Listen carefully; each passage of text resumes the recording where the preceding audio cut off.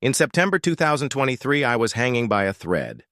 Work was a nightmare. I had just ended a messy relationship, and my anxiety was getting worse by the day.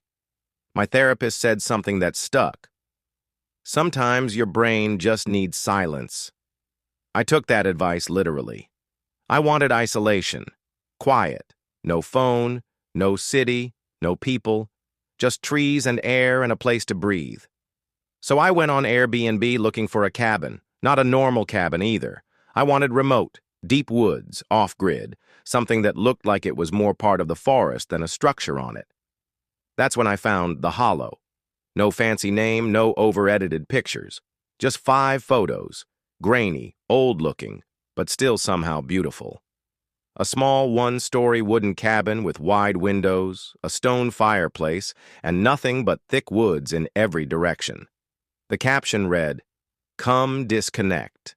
No neighbors, no service, just silence." It was only $89 a night. That should have been the first red flag, but I didn't care. It had 92 reviews, nearly all 5-star. One said, "Perfect place to get lost." Literally, don't expect GPS to help you once you're close, but if you want peace, this is heaven. Another said, "Creepy quiet at night, but magical during the day." I'd stay again in a heartbeat. Creepy quiet sounded better than sirens and my ex blowing up my phone. I booked 3 nights. The host didn't even have a name, just managed by Hollow Property Company. They sent me a message 2 minutes after I booked. "Welcome to the Hollow. Coordinates attached. No address, no signal past mile 7. Doors auto unlock at check-in time. No key needed." I should have stopped right there, but I was too desperate to listen to my gut. The drive.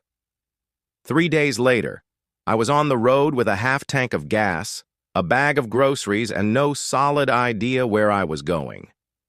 I had to follow the coordinates they sent because the cabin didn't even show up on Google Maps. The paved road turned to gravel by mile 6. At mile 9, I lost cell service completely. At mile 10, there were no more signs. Just endless forest, cracked dirt, and trees tall enough to block the sky. I felt that creeping unease in my stomach, like I was passing through some invisible barrier into some place that hadn't been touched in years. And then, the trees opened up. The cabin stood there like it had been waiting, weather-worn but solid. The wood was dark, maybe cedar or pine, and the windows were foggy. A small porch wrapped around the front. There were no cars, no other houses, just dead leaves, moss, and a sky that was already turning gray. As I stepped onto the porch, I heard the lock click. The front door creaked open by itself. Inside the cabin. Inside was cozy, warmer than I expected. There was a small fireplace, a queen bed with flannel sheets, an armchair by the window, and a kitchen that looked like it hadn't been updated since 1985. Everything was clean, though. Really clean. Like someone had scrubbed it an hour before I arrived. On the counter was a handwritten note. Disconnect. Rest. The forest knows you're here. I laughed at the wording, but okay, I got it. Some spiritual marketing shtick. By the second hour, I was actually feeling better. I made some tea, set up my books by the window, and even wrote in my journal. That night, I cooked dinner, sat by the fire, and read until I fell asleep. It was the best sleep I'd had in months, until 3:13 a.m. The sound. I woke up to a soft tapping sound. It wasn't loud, not banging or knocking, more like someone gently brushing their fingers against wood. I sat up in bed and waited. It stopped. I figured maybe it was a tree branch in the wind. But when I checked the windows, no wind. That tapping started again, but this time closer. Definitely inside the house. I stood frozen for a good 5 minutes before I convinced myself it was just the house settling. I went back to bed and forced myself to sleep. But before I dozed off, I thought I heard a whisper. One word. From the hallway. Stay. The second day. The next morning, I chalked everything up to half-sleep dreams. I explored the cabin more and noticed something weird. There were 4 doors in the hallway, but the listing only mentioned 2 rooms, the bedroom and the bathroom. One of the doors was stuck, totally sealed, no handle, painted over to match the wall, but poorly, like someone had tried to make it invisible. I stared at it for a long time. Behind that sealed door, I heard something. 3 soft knocks.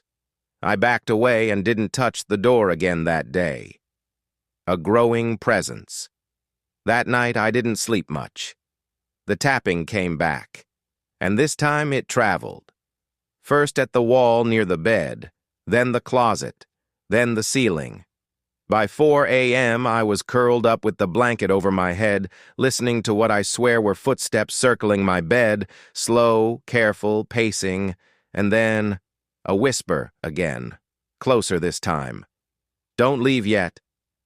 The Polaroid. The next morning, I decided to pack. Screw it. I'd lose the money. I didn't care. But while loading my bag, something slipped out of my backpack that I know I didn't pack. A Polaroid photo. It showed me, lying in bed, in that cabin, taken from a high angle like from the ceiling. I stared at it for so long I forgot to breathe. And on the back, one word, written in ink. Welcome. I was paralyzed. I couldn't move. I couldn't think. The photo was proof of something I hadn't even considered yet. Someone else was in the cabin with me.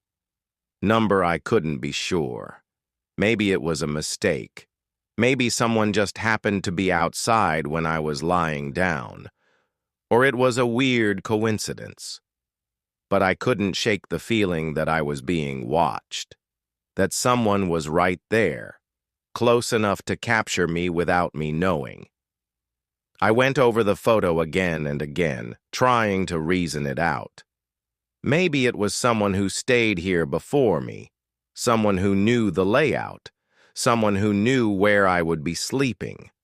But the fact that it was a Polaroid made it too real, too immediate. I shoved the photo into my bag and finished packing quickly.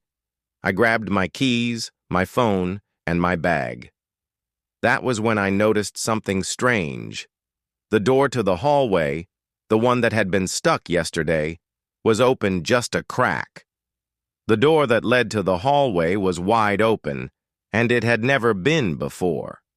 I had checked every door when I first arrived, and this one had been sealed. I was sure of it. I reached for the handle. That was when I heard it. A low, guttural sound, like something was moving behind the door, something heavy. I hesitated. I wanted to turn and leave. I should have just walked out, but something pulled me in. I had to know what was behind that door. I had to understand what was happening here. I stepped forward. The door creaked as I pushed it open, and my heart hammered against my chest. The hallway inside was narrow. It smelled musty. The air was thick with mildew, and it was cold, far colder than the rest of the house. It felt like it had been sealed off for decades. At the end of the hallway was a door, and it was locked. There was something else, too. Scratch marks on the walls. They looked fresh, like they had been made within the last few days. I reached for the door handle, and just as my fingers touched it, I heard another whisper. This one was different. This one wasn't soft or faint. It was clear, cold, and commanding. "Get out!" I froze. For a moment, I stood there, the hairs on the back of my neck rising. But then, as if something had snapped, I turned around, grabbed my bag, and rushed toward the door. The cabin was still silent. too silent. I got to the porch and didn't stop. I didn't even check my car or my bags. I just kept walking. The forest felt different, darker, like the trees themselves were watching me. I was nearly halfway down the gravel road when I heard it. A car engine. It was distant at first, but then it grew louder. The sound of tires on gravel. I looked back. My car was parked in front of the cabin. There was no one in it. I started running. The car. My breath came in ragged gasps as I ran back to my car. I didn't know where I was going, but I couldn't stay here. Not with that thing in the cabin. The thing that had been watching me. The thing that had left the photo. The thing that had whispered. I reached the car and fumbled for my keys. They weren't in my pocket. Number, no. I turned around. The car was still there, but the door was wide open. The engine was running. Panic washed over me. I was frozen. My mind was racing. What is happening? Who's in the car? Then I heard footsteps, slow, heavy, moving toward me. I didn't have time to think. I bolted for the woods. I heard the sound of my car door closing, then the car rolling forward. But I didn't dare look back. I ran into the trees, hiding behind the thick trunks as I listened. The engine stopped. I waited. My heart pounded in my chest. I stayed perfectly still. The forest was dead quiet. Even the wind had stopped. I waited for what felt like an eternity. And then, finally, I heard it again. The sound of footsteps. But this time, they were getting closer. Too close. I felt like I was suffocating, and when I dared peek around the tree, I saw the figure. A tall man in a dark coat. His face was hidden in shadows, but I could see enough to know he wasn't looking for me. He was walking toward the cabin. That was when I realized something. Something that made my blood run cold. He wasn't human. The way he moved, too stiff, too controlled, was not like a normal person. His movements were like he had been trained to not be noticed, to stay in the shadows, to blend in. He reached the cabin and disappeared inside. I didn't wait to see more. I ran. I ran deeper into the forest, not caring about the path or direction. My only goal was to get away. The phone call. It wasn't until hours later, after I'd hiked out of the forest, that I found a bar of signal on my phone. I pulled it out, breathless, and called 911. I had to tell them what happened. I had to make sure someone would come. Someone would get to that cabin before it was too late. The dispatcher on the other end of the line didn't seem fazed. She took my information calmly, and when I was done, she told me, "Help is on the way. Stay where you are. Don't go back to that cabin." I didn't even have time to process what she was saying. I couldn't go back. I wouldn't. My legs were shaking, and I was so terrified I couldn't sit still. All I could do was wait. The officers arrived about 40 minutes later. They were skeptical at first. Who wouldn't be? A random person claiming that someone was watching them in an isolated cabin. But after seeing the state I was in, they agreed to check out the place.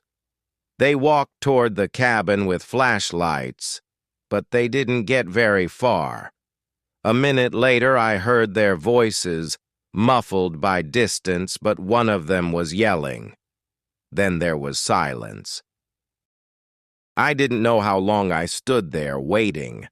My mind was racing. I couldn't make sense of what was happening.